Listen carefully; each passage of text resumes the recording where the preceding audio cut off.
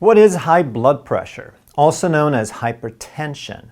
In the United States alone, there is over 100 million people, about 1/3, with high blood pressure. Around the world, there is over 1 billion people with hypertension. So it is a growing problem, but when should we start being concerned, and what can we do about it, and how does it all really work? Those are questions that we're going to answer today, coming right up.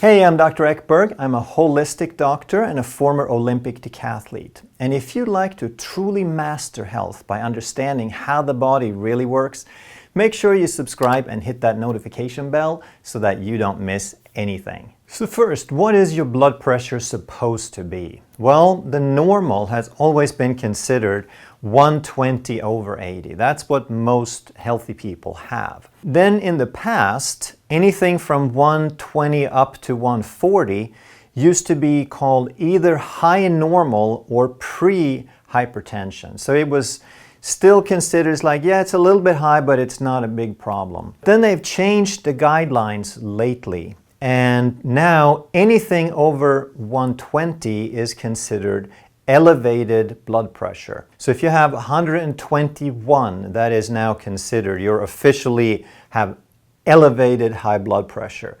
If you are over 130, if you hit 131, now you are in stage 1 hypertension. And if you hit 141, you're in stage 2 hypertension. So they've changed the labels a little bit to kind of raise the awareness, and also my guess is to increase the market potential for hypertensive medication.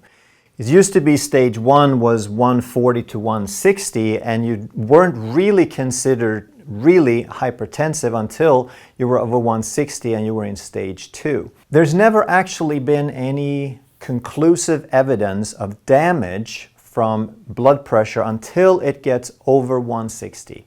So 159/99, while everyone sort of agrees that, yeah, it's a bit high, there's never been any substantial damage reported. So why would we care? Why would we be concerned with anything like in a 120 to 140 range? And I believe it's because it's an indication of something starting to move in the wrong direction. Even if that blood pressure in itself doesn't cause any damage, it is part of a bigger problem that we want to understand and address. They've always known that really high blood pressure is a big problem. It's urgent. They call anything over 180 over 120 a crisis, and I don't have any argument with that. If your blood pressure is up in that range, I suggest that you seek medical help and you get some medication until you can figure it out. Don't plan to be on medication for the rest of your life, because there are solutions to this. There's something that isn't working right. And why is that called a crisis? Because it can lead to cardiovascular damage, also resulting in stroke down the road, because with that much pressure, the friction on the inside of your blood vessels is much higher. So there's more wear and tear, there's more damage, there's more inflammation, leading to damage and plaque building and so forth. It can also lead to cardiomegaly. If you have high blood pressure, that means that your heart is working harder all the time. And when it works harder, then it starts to grow, especially the part of the heart that is responsible for the pumping out against the pressure in the body. That's called the left ventricle. And what happens when it starts growing is the wall of that muscle thickens, and it might seem like a good thing with a big strong heart, but the problem is when the wall thickens, it doesn't fill, because the blood needs to contract to squeeze the blood out, but then it needs to relax to let the blood back in to get ready for the next heartbeat. But if the wall is too thick, the heart is inelastic and it doesn't fill very well. So the efficiency of the heart goes down, and that sets you up for serious long-term problems, one being heart failure. Another problem that's very often quoted is kidney damage and eye damage, blindness. And these are also two problems that are associated with diabetes, because kidney damage and eye damage are associated with microvascular, the tiny blood vessels in the eye and the kidney, they can't withstand that high pressure, so they get damaged. But because it also happens in diabetes, it is probably a combination of the high blood pressure and the inflammation and the swelling resulting from diabetes, from the high blood glucose. And that's what we want to understand about these things, that if you do a search for high blood pressure or belly fat or blood glucose or diabetes or insulin resistance or any of these, they usually say that there is no known cause, that they call the blood pressure, for example, essential hypertension, meaning we don't know what caused it.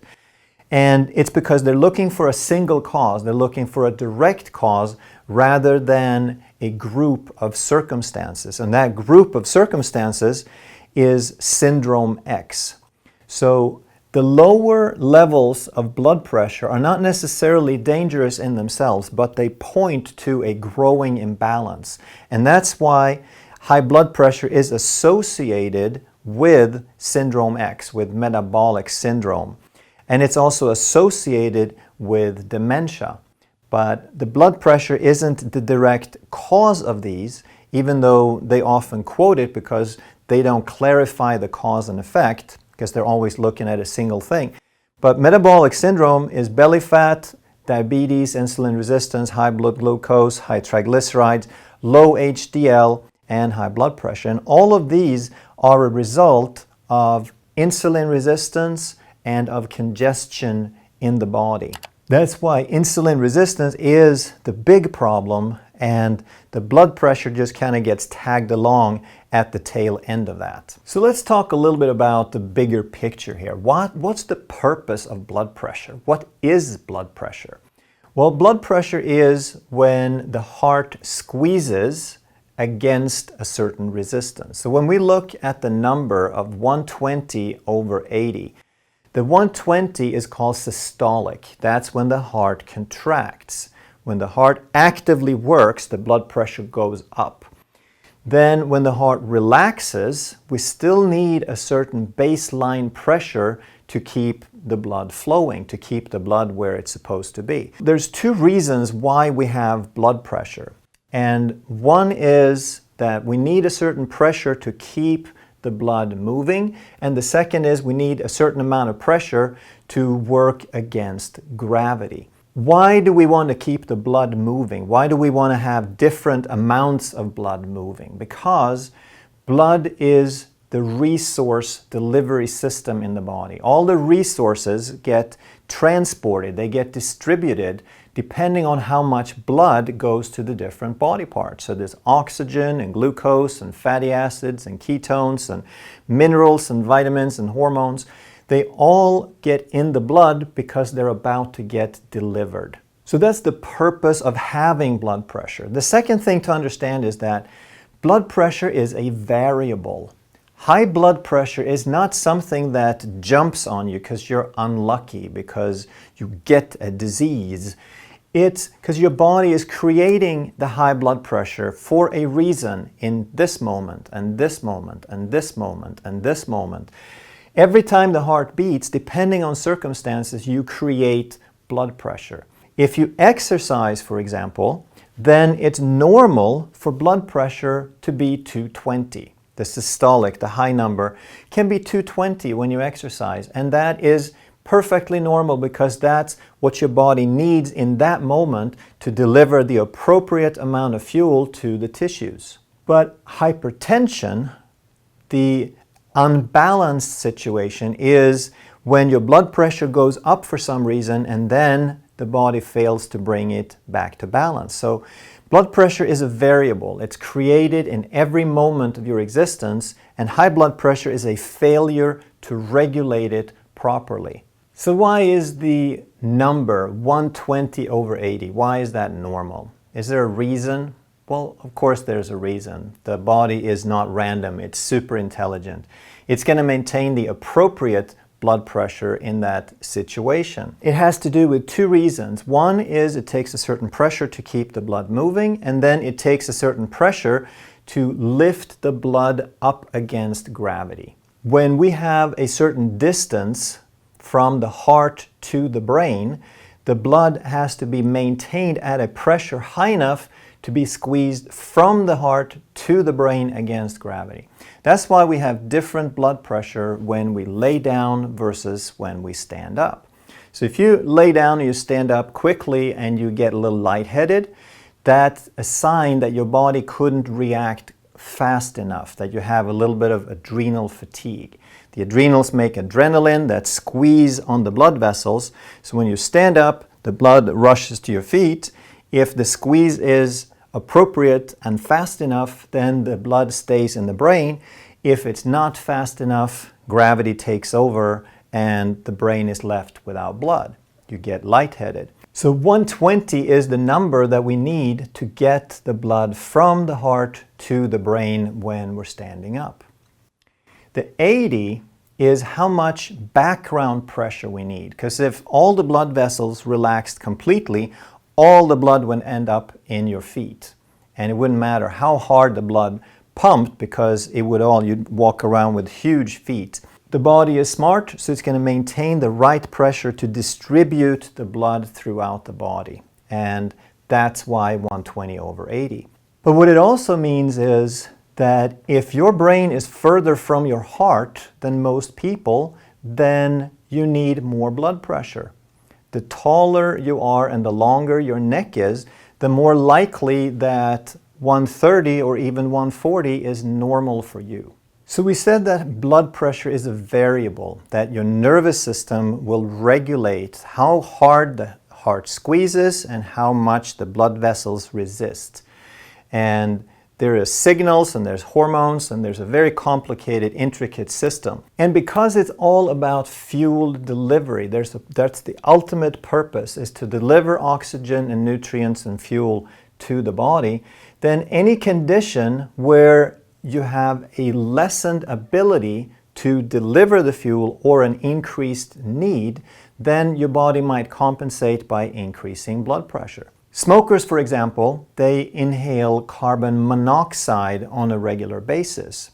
That's a very toxic and foreign substance to the body, and it sticks to the red blood cells and blocks the ability to take up oxygen. So a smoker will typically have blocked 20% of their oxygen delivery capacity right off the bat. So a lot of smokers, their bodies will compensate by increasing blood pressure. So if there's not so much oxygen in the blood, we got to send more blood out there. Anemia, same thing. If you are anemic, you have fewer red blood cells, less hemoglobin, there's a lesser ability to deliver nutrients and fuel and oxygen to the body, so the body might compensate by raising blood pressure. If you have reduced circulation, or if you're unhealthy for any other reason where your body is not as good at using the fuel, then it's going to request more fuel. And the core concept to understand when it comes to high blood pressure is stress. Because stress is a situation where your body has an increased need of something. Stress is when the body perceives, real or imagined, that there's a threat, that there's a reason to produce more energy because we need more energy. So exercise is the obvious example where the body needs many, many times more fuel than normal. But if we're not exercising and we're stressed, we're sitting in traffic, we're having too many bills to pay, the kids are screaming, the boss is rude or angry, then when we get tense, when we get stressed, then the blood pressure goes up. When we get nervous, blood pressure goes up. There's something called white coat syndrome. When you have your blood pressure taken in a doctor's office with a lot of white coats around, a lot of people will add 20, 30 points to their normal blood pressure because they get nervous, because they have some stress. Some of the simplest techniques of breathing that you can take your blood pressure, if you notice it's a few points high, like 135-ish, you sit down and breathe for 5 minutes and your blood pressure is right at 120/80. This will work for 90% of people almost instantaneously. And if you turn it into a habit, then your body learns to get into that relaxed state. So if your blood pressure is very high, like 160, 180, then you want to seek help as soon as possible. But if it's in the 120, 130 range, even 140, then you want to start asking, why is this happening? How can I reverse this? Why is my body responding and creating this kind of blood pressure right now? What imbalance do I need to address? Blood pressure is associated with all of the factors of metabolic syndrome. So one of the main things that you want to do is look at your insulin resistance, at your carb intake, at your weight, at your belly fat, all those indicators of insulin resistance. Of course, there's good blood work for that as well. But the second thing is you definitely want to start understanding stress, because people have never been busier. They've never had more stress, more deadlines, more interruptions, more fires to put out. And this creates a habit of stress. It creates a habit of perceiving that the body needs more fuel, more resources. Stress raises cortisol, which raises blood sugar, which raises insulin resistance, but primarily the acute state that it creates is stress. So if we can just breathe for a few minutes, that can work wonders for most people. And the last thing is, I put number 3, to get healthy. Well, that sounds sort of like a redundant argument. That's like people telling you to solve your obesity by losing weight. But here we want to understand what healthy means. That health means homeostasis in every aspect of the word. Chemical, structural, and emotional balance. That all the things that we call disease happen because there is something out of balance. Homeostasis is not there. We're pushing the body out of homeostasis. So the more we can understand about all these variables of holistic health, the better we can actually get healthy, get into homeostasis. High blood pressure is a very important topic, and there's so many myths and misconceptions out there about salt and minerals and weight and exercise and losing weight and just do this. So I'm going to do another video probably to talk about some of the mechanisms in more detail. But until then, if you enjoyed this video, then you're going to love that one. Thank you so much for watching, and I'll see you in the next video.